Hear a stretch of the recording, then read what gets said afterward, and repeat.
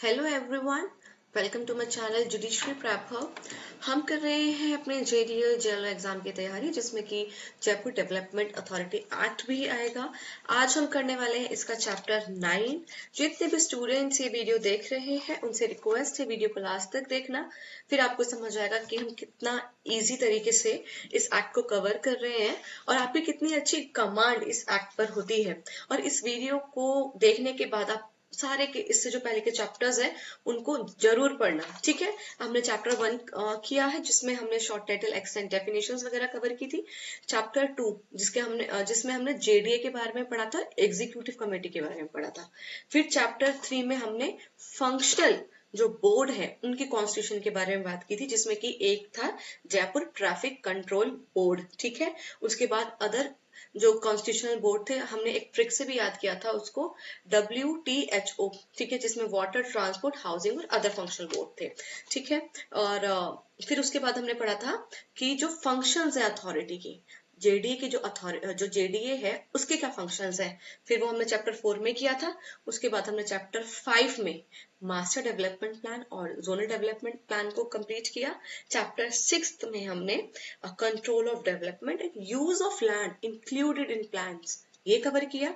फिर चैप्टर 7 में हमने प्रोजेक्ट एंड स्कीम्स के बारे में पढ़ा कि जब हम प्लान को एग्जीक्यूट करा रहे हैं और उसको प्लान को एग्जीक्यूट कराने के लिए हमें प्रोजेक्ट एंड स्कीम की जरूरत है, तो हम वो प्रोजेक्ट एंड स्कीम को भी लेकर आ सकते हैं, ठीक है। वो हमने चैप्टर 7 में पढ़ा। फिर हमने चैप्टर 8 में पढ़ा कि अथॉरिटी चाहे या स्टेट गवर्नमेंट चाहे तो लैंड को एक्वायर कर सकती है और उसका डिस्पोजल कर सकती है। फिर हमने चैप्टर 9, ठीक है। अब हम आज करेंगे चैप्टर 9, जो कि बात करता है funds, finance, budget and accounts, ठीक है।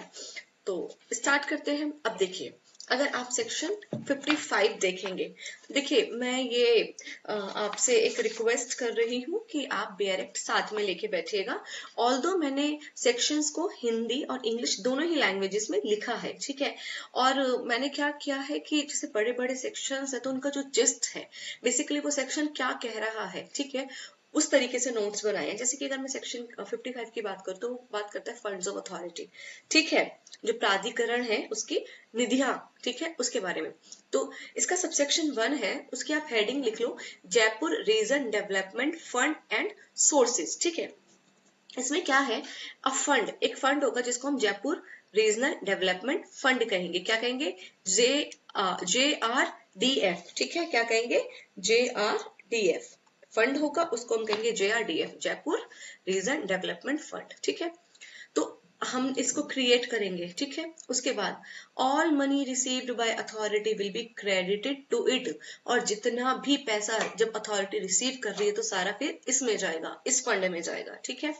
अब देखिए इसके अंदर सेक्शन 55 के अंदर ए से लेकर के तक पॉइंट्स हैं, काफी बड़े बड़े पॉइंट्स हैं, मैंने उनका जिस्ट लिखा है। जैसे अगर आप इसका ए पॉइंट देखें तो उसमें लिखा है स्टेट गवर्नमेंट ईयरली कॉन्ट्रीब्यूशन, मतलब कि such amount of contribution to be made by state government yearly, ठीक है, और in such instalment in each year as it may determine in accordance with the scheme included in state plan and under appropriation duly made in this behalf, which contribution shall be utilized by the authority for the development of Jaipur region। तो state government भी yearly पैसे देगी, ठीक है, इसमें जो है contribution करेगी, ठीक है, जिसका हम यूज किस लिए कर रहे हैं, जयपुर डेवलपमेंट, है ना, जयपुर रीजन की डेवलपमेंट के लिए। तो ठीक है, इस फंड में इसका भी पैसा स्टेट गवर्नमेंट भी कंट्रीब्यूट कर रही है।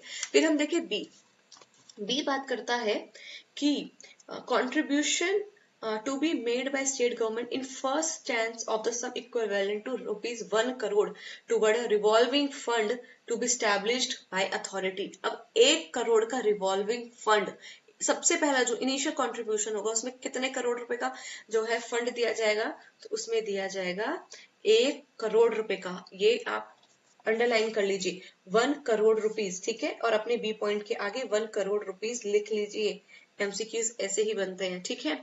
फिर इसका सी पॉइंट कह रहा है grants, loans, advances, state and central and others. ठीक है, तो जो अदर मनी है as may be paid to the authority. ठीक है, और जो अदर मनी है, ठीक है, वो अथॉरिटी को पेड की जाएगी। तो कौन कौन पे कर रहा है? स्टेट गवर्नमेंट, सेंट्रल गवर्नमेंट और अदर अथॉरिटी और other agency by way of grants, loans, advances और अदरवाइज। देखिए फंड में जो पैसा कंट्रीब्यूशन के थ्रू दिया गया वो तो दिया, उसके बाद अगर जेडीए को, ठीक है, और अगर उसको और ज्यादा पैसों की जरूरत है तो उस फिर कैसे दिए जाएंगे?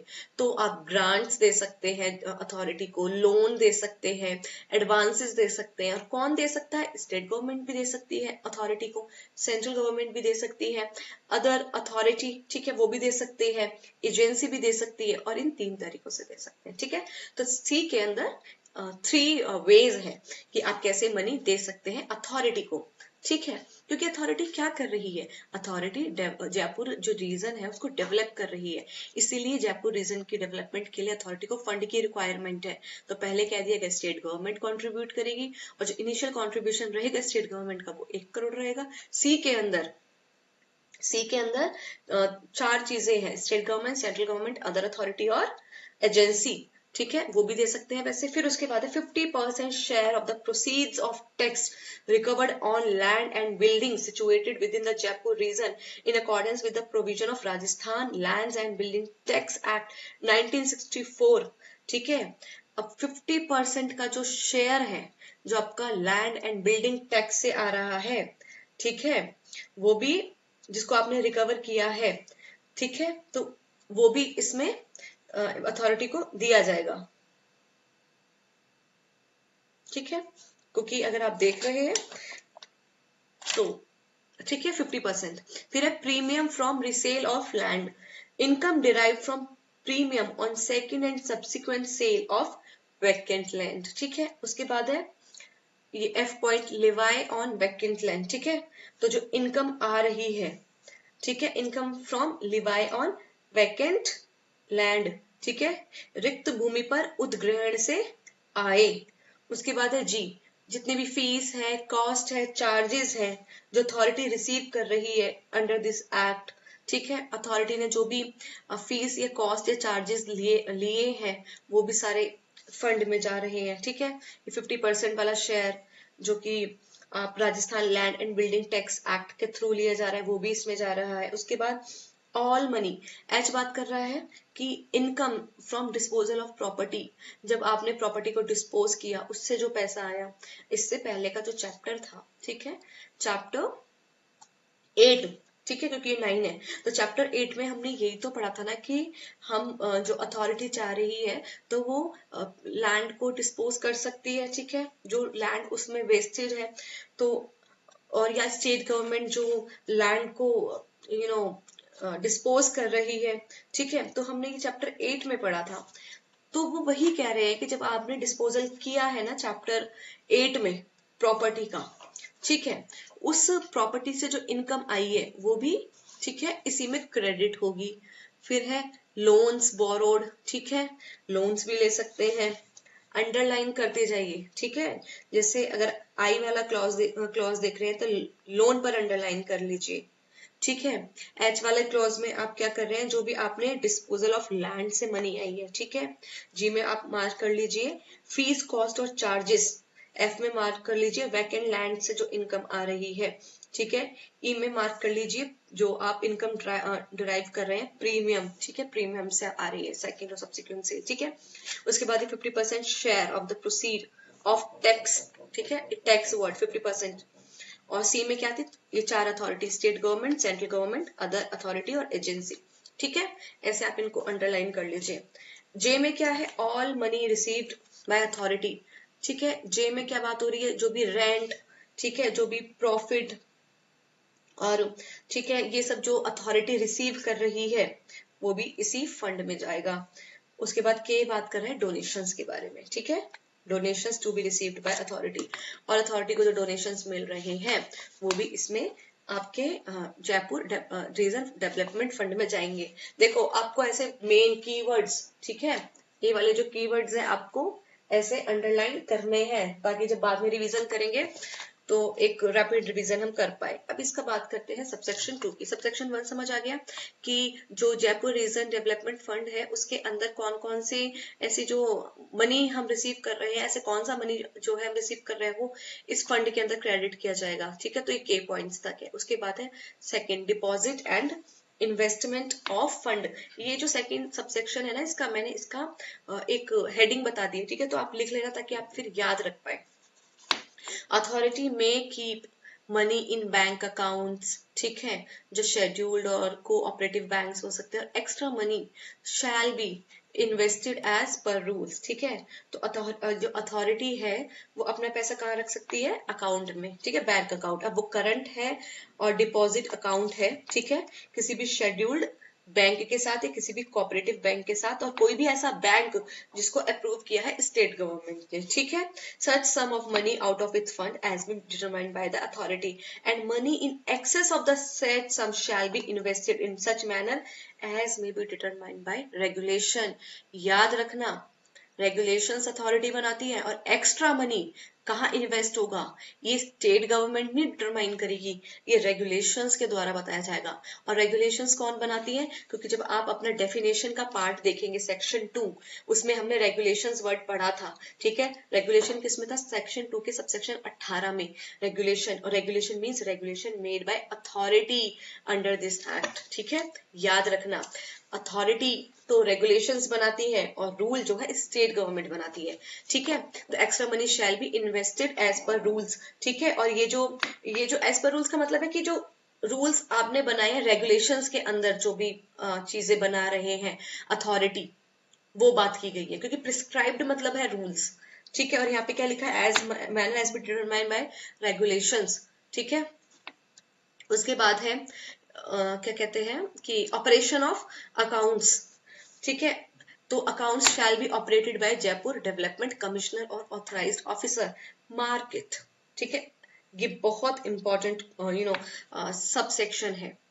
सेक्शन 55 का सबसेक्शन 3 एमसीक्यू यहाँ से आ सकता है कि जो ये अकाउंट है आपका बैंक अकाउंट जहां पर पैसे जा रहे हैं, उसको कौन ऑपरेट करेगा, उसका संचालन कौन करेगा, उसकी देखरेख कौन करेगा? तो जयपुर डेवलपमेंट कमिश्नर। अथॉरिटी सारा पैसा इकट्ठा करके इस फंड में डाल रही है। ठीक है, और अकाउंट में डाल रही है, और इसको देख कौन रहे हैं? जयपुर डेवलपमेंट कमिश्नर या फिर जो भी ऑथराइज्ड ऑफिसर है। देखिए, जयपुर डेवलपमेंट कमिश्नर अथॉरिटी के कौन होते हैं? Chief executive. और एग्जीक्यूटिव कमेटी के चेयरमैन को कौन होते हैं? Jaipur development commissioner. तो यहाँ पे पावर दी गई है जयपुर डेवलपमेंट कमिश्नर को।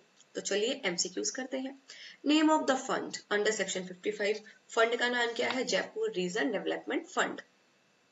हाँ, इनिशियल रिवॉल्विंग फंड, जो प्रारंभिक रिवॉल्विंग फंड है वो कितना है? 1 करोड़ रुपए। उसके बाद शेयर ऑफ टैक्स कितना रिसीव किया जाएगा? 50%। ठीक है, 50% शेयर रिसीव किया जाएगा। किसका? टैक्स का शेयर। फिर फंड में क्या क्या इंक्लूड है? Grants, loans, donation. और ये कौन दे सकते हैं? State government, central government, other authority and agency.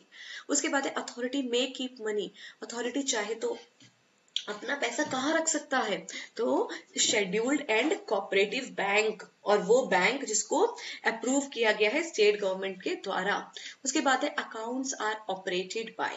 Accounts को कौन संचालित कर सकता है? तो एक तो जयपुर डेवलपमेंट कमिश्नर या फिर कोई भी जो ऑथराइज्ड ऑफिसर है। ठीक है, उसके बाद सेक्शन 56 लोन्स फंड। ठीक है, उधार निधि। अब देखिए इसका सबसेक्शन 1 बात करता है creation and purpose of loans fund. ठीक है, देखिए इसमें कहा गया authority shell create a separate loan fund. Authority एक लोन फंड को भी क्रिएट करेगी। एक 55 में तो हमने पढ़ा था कि Jaipur region development fund create करेगी। ठीक है, वहां पर कौन क्रिएट कर रही थी? जयपुर रीजनल जो फंड है। ठीक है, तो वहां पर क्या था कि there shall be fund for the authority, authority के लिए फंड जो है जयपुर रीजनल जो है डेवलपमेंट फंड होगा, और जितना भी पैसा अथॉरिटी का आएगा इसमें क्रेडिट किया जाएगा। यहाँ पे अथॉरिटी एक अलग से क्रिएट कर रही है लोन फंड को भी, ठीक है, और किस लिए कर रही है, receiving borrowed money plus repayment with interest. अब ये इसलिए किया जा रहा है कि जो पैसा उधार लिया जा रहा है फिर इंटरेस्ट के साथ जब उसको वापस दिया जा रहा है तो उसके लिए एक सेपरेट लोन फंड बनाओ, ठीक है, या फिर लोन्स दे रहे हैं या एडवांसेस दे रहे हैं उसके लिए, या फिर रीपेमेंट ऑफ लोन्स, ठीक है। उसके बाद expenditure on projects and schemes, okay, तो योजनाओं परियोजनाओं पर खर्च के लिए क्या होगा, लोन फंड्स बनाए जाएंगे। कितनी चीजें हैं, कितने पॉइंट है, डी पॉइंट है, ठीक है, ए बी सी डी, ये 4 चीजें याद रखना।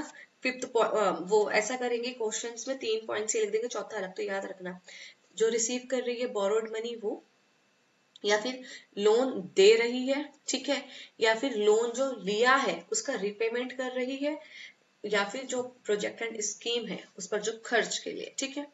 फिर है इसका subsection 2, regulations of loans fund.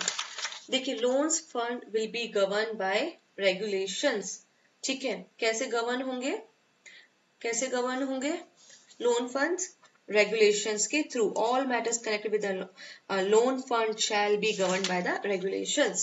regulations कौन बनाती है, अथॉरिटी, अभी हमने पढ़ा। अब है एमसीक्यू, लोन फंड्स क्रिएट कर रहे हैं किसके लिए, टैक्स कलेक्शन के लिए, लोन्स एंड प्रोजेक्ट के लिए, यस, अभी हमने पढ़ा ना। उसके बाद लोन्स फंड इंक्लूड क्या कर रहे हैं, बोरोड मनी भी, लोन रिपेमेंट भी और इंटरेस्ट भी, तो ऑल ऑफ द अबव। अब 57 बात करता है रिजर्व एंड अदर फंड्स, आरक्षित और अन्य निधियां।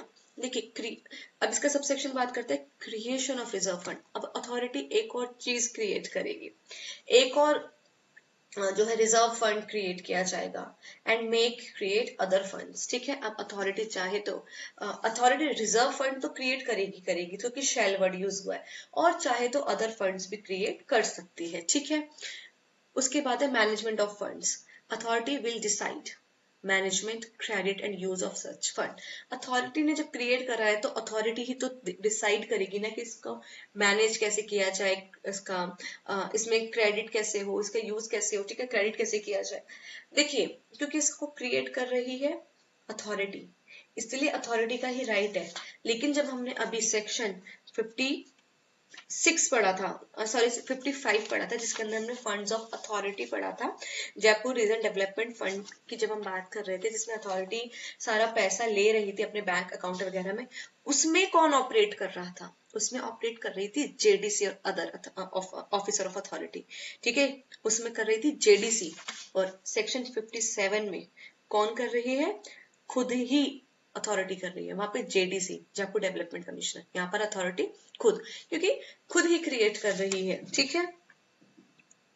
और जो लोन फंड के लिए क्रिएट किया था लोन फंड अथॉरिटी ने, उसको कैसे गवर्न किया जा रहा था, उसको रेगुलेशंस के अकॉर्डिंग गवर्न किया जा रहा था। तो मार्क कर लेना 55 में गवर्न कर रहा था जयपुर डेवलपमेंट कमिश्नर, 56 में रेगुलेशन और 57 में अथॉरिटी इटसेल्फ, ठीक है।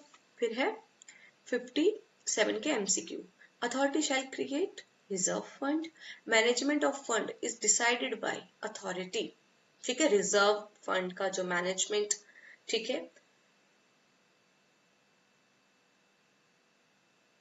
सॉरी, ठीक है, उसको कौन देख रहे हैं, अथॉरिटी। फिर है सेक्शन 58 एप्लीकेशन ऑफ फंड्स, ठीक है, जो प्राधिकरण है, जो निधियां हैं उसका हम उपयोजन कैसे करेंगे, ठीक है, उसको हम कैसे अप्लाई करेंगे, ठीक है, उसका यूज कैसे करेंगे।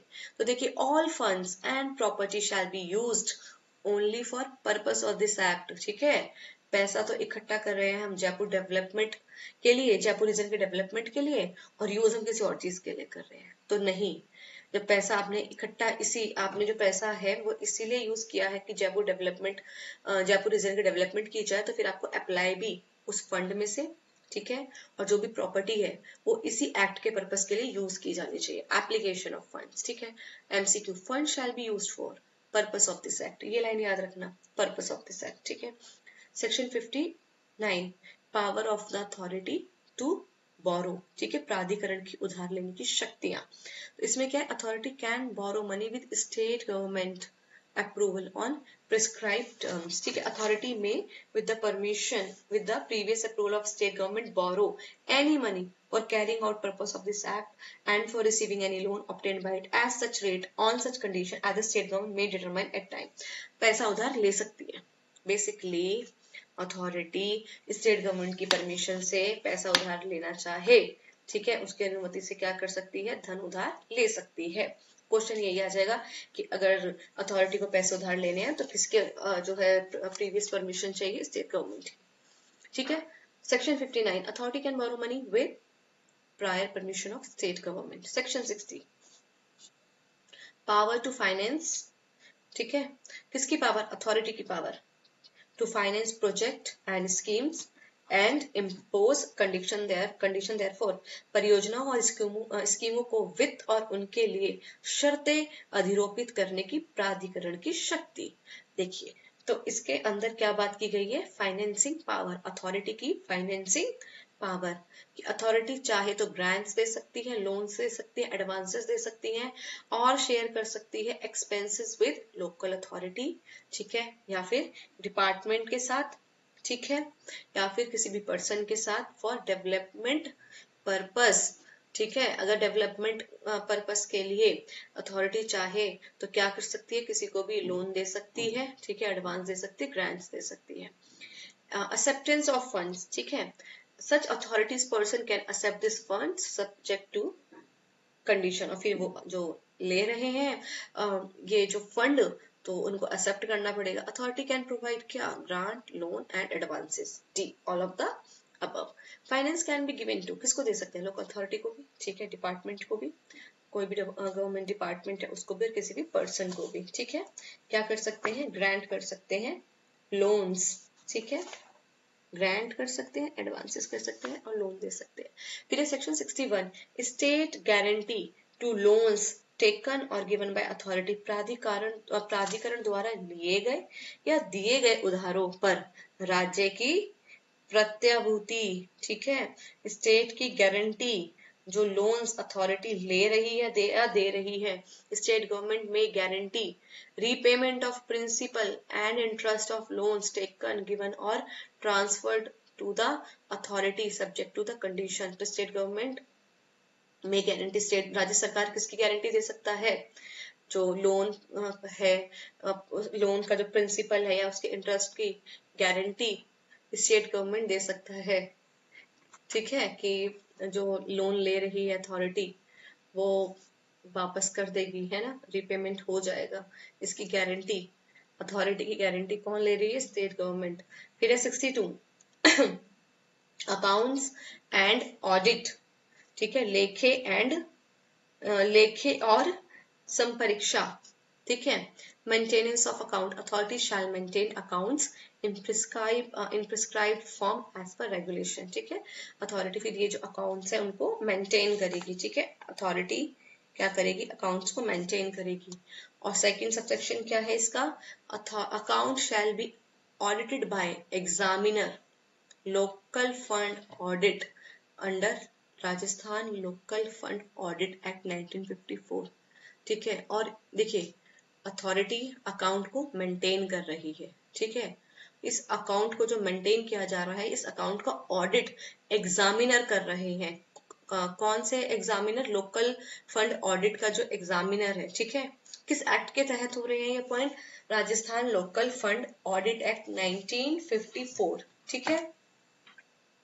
फिर है इसका third subsection audit charge, audit expenses shall be paid from authority fund, फिर जो ऑडिट करने आए हैं उनको पैसा अथॉरिटी के फंड से दिया जाएगा। अकाउंट्स कौन मेंटेन करते हैं, अथॉरिटी। अकाउंट्स की परीक्षा कौन करते हैं, examiner local fund audit. Audit का एक्सपेंसेस आपको इस कहां से दिया जाएगा, अथॉरिटी फंड से। 63 है बजट, ठीक है। अब देखिए इसका सबसेक्शन 1 बात करता है प्रिपरेशन ऑफ बजट, ठीक है, तो जो फाइनेंस के डायरेक्टर हैं वो प्रिपेयर करेंगे एनुअल बजट, ठीक है। फिर जो जयपुर डेवलपमेंट कमिश्नर हैं वो चाहे तो इसको मॉडिफाई कर सकते हैं और फिर अथॉरिटी इसको क्या कर देगी, अप्रूव कर देगी। ठीक है, तो कैसे प्रिपेयर हो रहा है हमारा बजट कि जो डायरेक्टर हैं फाइनेंस अथॉरिटी के वो प्रिपेयर कर रहे हैं इसको, ठीक है, एनुअल बजट को। फिर उसके बाद वो क्या कर रहे हैं, जयपुर डेवलपमेंट कमिश्नर, ठीक है, चाहे तो कुछ मॉडिफिकेशन कर सकते हैं, है ना। मॉडिफिकेशन करने के बाद अब उसको क्या कर देंगे, अथॉरिटी को दे देंगे अप्रूवल करने के लिए, फिर अथॉरिटी इसको अप्रूव कर देगी। इसका सबसेक्शन 2 कहते हैं सबमिशन टू स्टेट गवर्नमेंट। और फिर जब अप्रूव बजट है, जो अथॉरिटी ने अप्रूव कर दिया है बजट को, उसको अब स्टेट गवर्नमेंट के पास भेज दिया जाएगा। देखिए तो कैसे कैसे हमारा ये बजट बना। बजट बनाया हमारा जो डायरेक्टर है फाइनेंस अथॉरिटी के, उन्होंने हमारा जो एनुअल बजट है उसको प्रिपेयर किया। उसके बाद कमिश्नर थे, उन्होंने इसको मॉडिफाई किया और अप्रूव कर दिया जेडीए ने, और जब जेडीए ने इसको अप्रूव कर दिया तो फिर भेज दिया स्टेट गवर्नमेंट के पास। ठीक है, उसके बाद है एमसीक्यू। इसका बजट कौन प्रिपेयर करते हैं, तो डायरेक्टर ऑफ फाइनेंस। बजट को अप्रूव कौन करते हैं, अथॉरिटी। बजट किसको भेजा जाता है, स्टेट गवर्नमेंट को। फिर है एनुअल रिपोर्ट, वार्षिक रिपोर्ट। अथॉरिटी जो प्रिपेयर कर रही है एनुअल रिपोर्ट आफ्टर 31 मार्च, और जो सबमिट कर रही है स्टेट गवर्नमेंट को बिफोर 30 सितंबर, state government lays its before legislature. ठीक है, तो ये कुछ नहीं है, एनुअल रिपोर्ट को सबमिटेड किया जा रहा है। कब, किससे पहले सबमिट करना है, 30 सितंबर से पहले। वार्षिक रिपोर्ट कब तक भेजी जाती है, 30 सितंबर तक। और रिपोर्ट किसको सबमिट की जाती है, स्टेट गवर्नमेंट को। एनुअल जो रिपोर्ट है वो किसके सामने प्रस्तुत की जाती है, तो लेजिस्लेचर, स्टेट जो लेजिस्लेचर है उसके सामने जो है इसको प्रस्तुत किया जाता है। स्टेट गवर्नमेंट प्रस्तुत करेगी इसको लेजिस्लेचर के सामने। Okay, so we have completed chapter 9। Okay, और we have completed from section 55 to 64. So if you are liking my pattern, if you are liking my notes, if you are liking the way I am teaching, please do comment, do like and do subscribe my channel. That's all for today. Bye bye, take care.